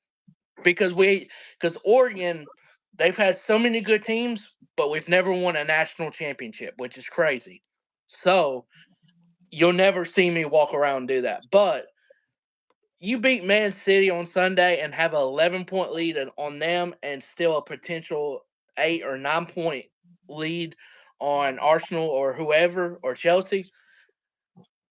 That's most likely you should probably, if you're in that position, you should probably win it. But you never know what's going to happen. So that's why I would never. I'm not one of those fans that say, "Oh yeah, I'm going to win this or that." I just don't like doing it personally. But I yeah, fair. I'm just in the mindset right now of like if we beat City with how dodgy City has been this season, with them having injuries, them missing Rodri, them having injuries to their defense, and they're currently on a bad run. They haven't had a win in 6 games in all competitions. 5 losses in a row, and then they just drew against Feyenoord in the Champions League. They had a 3-0 lead and they bottled it 3-3 full time. So they are not in a good place. So if we just beat City, I see them recovering a little bit. Don't get me wrong. I see them recovering and getting some wins over the next few months. Don't get me wrong. I just don't see them being the same beast as previous seasons, and I don't see them mounting on 20-game winning runs like they used to in previous seasons. I just don't see them doing it. So I feel like if we beat City and get that 11-point gap over them, I don't see them catching us. And Arsenal and Chelsea, I don't think they are capable of pulling off that type of run either. So no, I'm gonna go out and right and say it. If we beat City, I think we're winning the league. But I will say we're not definitely winning the league, but I think we will. But I'm not gonna say we definitely will. yeah, Because anything could happen in the Premier League. Um, yeah, but yeah, it's an exciting time for a Liverpool fan. But something I will talk about now is the contract situations, because that is the one part that is scary about being a Liverpool fan at the minute, and that's what it's worrisome. So the situation is that we've got Mohamed Salah, Trent Alexander-Arnold, and Virgil van Dijk all out of contract at the end of the season. And okay, so the current situation is Trent Alexander-Arnold has interest from Real Madrid. Real Madrid is knocking on the door for Trent Alexander-Arnold and trying to sign him. We don't currently know if Trent wants to stay or Trent wants to go to Real Madrid. Trent hasn't said anything. He has kept his mouth completely shut when it comes to that. It's nothing. Cards close to his chest. Haven't heard a thing. All we know is Liverpool is trying to extend his contract along with Salah and Van Dijk, but nothing has been concrete, been sorted out yet. We know that Salah and Van Dijk both want to stay. We know this. They have outright said so. In fact, Salah has recently come out with an interview a few days ago after the win against Southampton, and he has had these comments to say, which I will read out here. So this is on Salah and his contract situation. This is actually from Salah himself. Well, we are almost in December and I haven't received any offers yet to stay in the club. I'm probably more out than in. You know, I've been in the club for many years. There is no club like this, but in the end, it is not in my hands. Um, I love the fans. The fans love me. It is not in my hands or the fans' hands. I'm just doing my best because this is who I am and I try to give it all for myself and the club. Of course, yeah, I'm disappointed. I'm not going to retire soon, so I'm just playing, focusing on the season, and I'm trying to win the Premier League and hopefully the Champions League as well. I'm disappointed, but we will see. So, yeah. that to me, if they really truly, and he said that they haven't sent him an offer. That is probably the some of the stupidest things, one of the stupidest things I think I've seen, because you see what type of, before you, like, even before the season, you should have already probably sent him an offer. If it wasn't, if he didn't agree on it, okay, all right, just both sides work. But if you haven't even sent him an offer, that, to me, that's not like a good look overall. And this is why I compared it to Mike Evans, that's uh, a franchise player for my Buccaneers in the NFL. Tampa Bay did the same thing like Liverpool's doing with Salah, but at the end they did get a deal done. So I'm glad, because he wanted to stay. Salah's wanting to stay. It's this very similar thing. They need to get him a offer with a contract, like, right now. Honestly.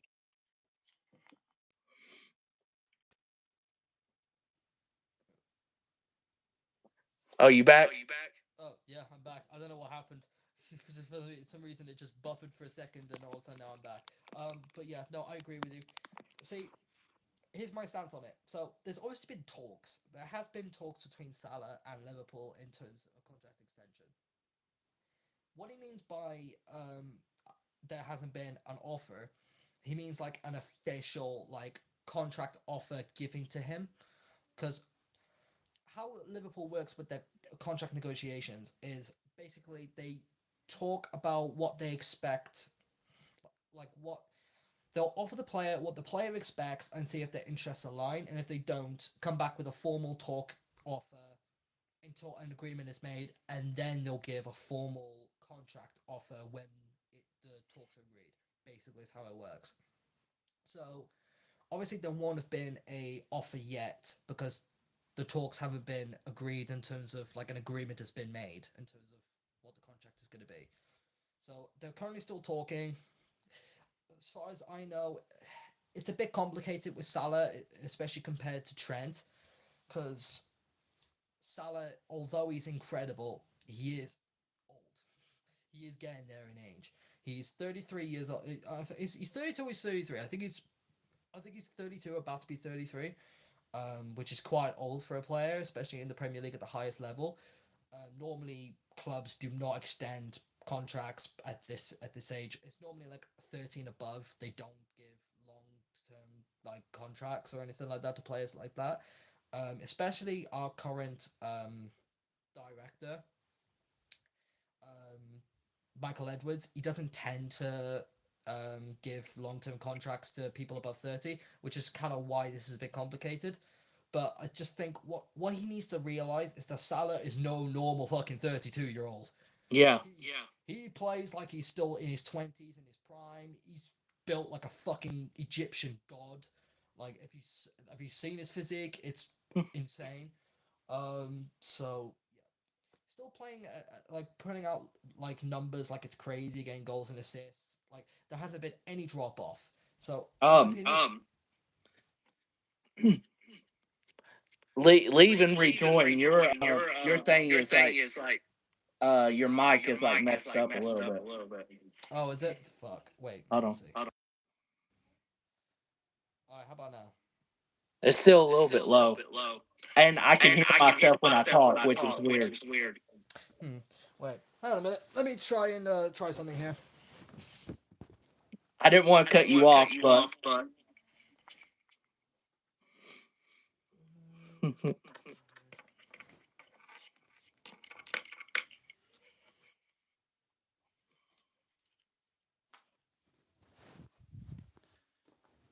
All right, how about now? what? Wait.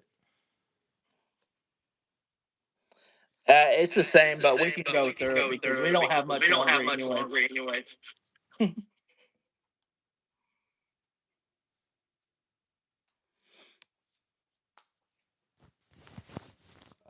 What about now? Sound a little bit better. Yeah, yeah. A little bit better. Okay. Okay. So, okay.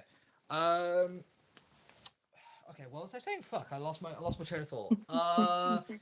Yeah, so Salah is like still producing numbers like crazy, getting goals and assists. There hasn't been really any drop off in terms of his performances.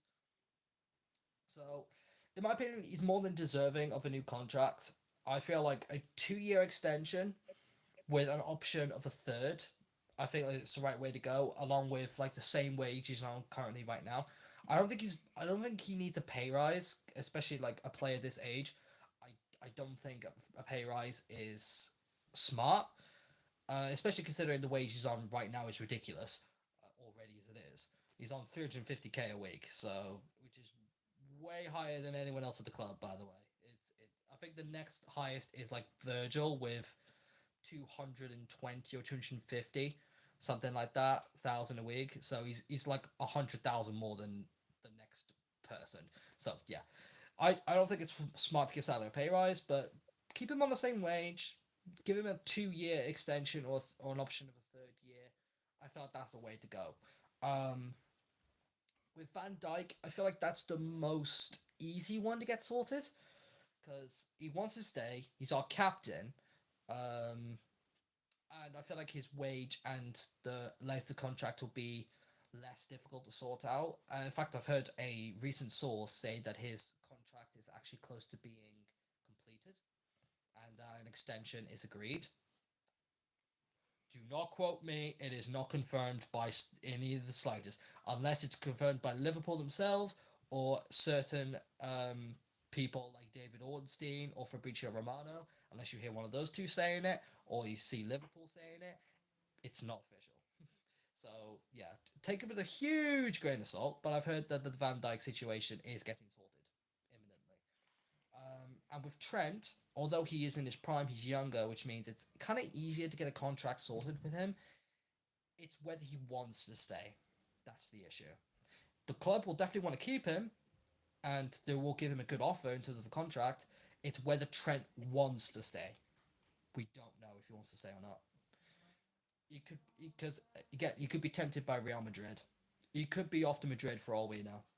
And the thing is, now that we're coming up to the January transfer window, the rule is if a player if it is in their final 6 months of their contract, which they will be in January, it will be the final 6 months of their contract, they're legally able to give talks to a club outside of the Premier League to sign like a pre-contract negotiation. So sign a pre-contract to go to the club at the end of the season, basically. So Trent in January can just go after Real Madrid, sign a deal with Real Madrid, sign for them at the end of the season, and then there's nothing Liverpool can do about it. He's just completely gone at the end of the season, no matter what we do. So if I were Liverpool, get Trent nailed down ASAP Hmm. because we've only got literally a couple months. Well, we're nearly in December, so realistically a month to get that contract sorted out before Real Madrid might potentially give Trent a offer he can't refuse, and then boom, we've lost Trent. So get Trent sorted, but like yeah, in my opinion, we should get all three sorted out before January to risk any of them leaving. But with Virgil and Salah, it's less risk of them leaving of their own accord because they want to stay. But it's whether Liverpool will willingly give them a contract to stay based on their valuation of how much they're willing to give each player. But yeah, in my opinion, it should be a non-negotiable to get all three of them tied down because the three of our best players, they're literally the spine of the team. Take them Hmm. out, we are literally unrecognizable without them, especially Salah, especially Van Dijk. I don't see how Liverpool will be able to compete for the best trophies without those two at the club. So yeah, Yeah, I would say I would say sign them sign two, them and two, then and then you can you try to can get try to Trent get Trent after that. after that. Yeah, yeah, I agree. I just feel like they needed to get these three tied down before January. But yeah, we'll see. I'll obviously as we'll do more podcasts, I'll keep you all updated with the contract situations of those three. But that's literally the only negative of a very good season so far and a huge positive season. So may the good times continue. And may us beat Man City this weekend. Fingers crossed. But yeah, that's pretty much all I have to say. Sorry that this Liverpool thing was a whole lot longer than it usually is. It's just been a lot to get off my chest about this season and a lot to talk about. Yeah. Plus, we haven't done a podcast since Bad Blood, so there's been a lot. So that's the reason for a lot of talks. Mm-hmm. Um. So I hope you guys enjoyed this. If you haven't hit that thumbs up, do it right now. Um. It's been episode 76, Survivor Series, tomorrow night at 6 p.m. Eastern Time, 11 overseas for most of the people. So can't wait for that. We will see you guys next time. Peace out, guys.